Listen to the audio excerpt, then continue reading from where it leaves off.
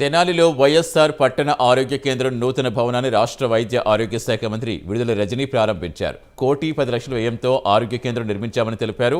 వైద్యం కోసం ప్రజలు ఇబ్బందులు పడకూడదని సీఎం జగన్ ఈ నిర్ణయం తీసుకున్నారన్నారు.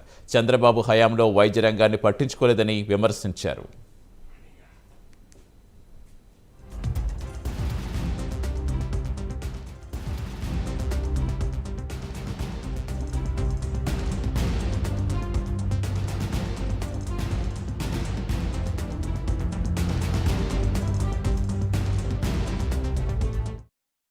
అంటే ఖచ్చితంగా పోతే డిస్ట్రిక్ట్ హాస్పిటల్ పోవాలి, మన తెనాలి హాస్పిటల్ కానీ మన గుంటూరుకి కానీ రావాలి మీరు, లేదంటే కార్పొరేట్ హాస్పిటల్కి పోయే పరిస్థితి. మరి ఈ రోజున మీకు ఆ పరిస్థితి లేదు. మీరు ఇక్కడికి వస్తే ఇక్కడే మీకు ఎన్సిడి స్క్రీనింగ్స్ చేస్తారు. మీ బీపీ, షుగర్లు, మీకు కావాల్సిన ప్రతి ఒక్కటి మినిమం అన్ని రకాల టెస్టులన్నీ కూడా ఇక్కడే చేసి మీకు కావాల్సినటువంటి మందులు మీకు ఇక్కడే ఇస్తారు, ఉచితంగా ఇస్తారు.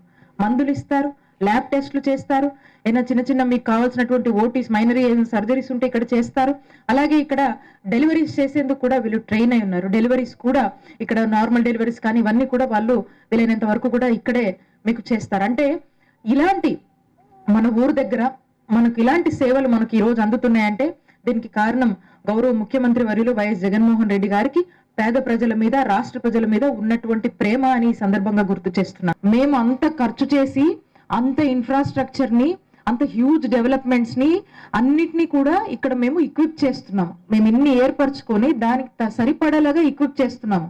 అంటే మాకు ఏదైతే మా రాష్ట్రానికి నీడ్ ఉందో దాని తగ్గట్టుగా ముఖ్యమంత్రి గారు అడుగులు వేస్తున్నారు. కాబట్టి ఇంత పెద్ద ఎత్తున రిక్రూట్మెంట్స్ ఎందుకు పాసిబుల్ అయ్యాయంటే ఎంత ఖర్చైనా పర్లేదని డాక్టర్లకు కూడా ఓ కార్పొరేట్ హాస్పిటల్లో ఎంతైతే కడతారో అంతకన్నా మించిన జీతాలు ఈ రోజు జగనన్న రాష్ట్ర ప్రభుత్వం ఇస్తూ ఇంత పెద్ద ఎత్తున కూడా పేదవాడి ఆరోగ్యం కోసం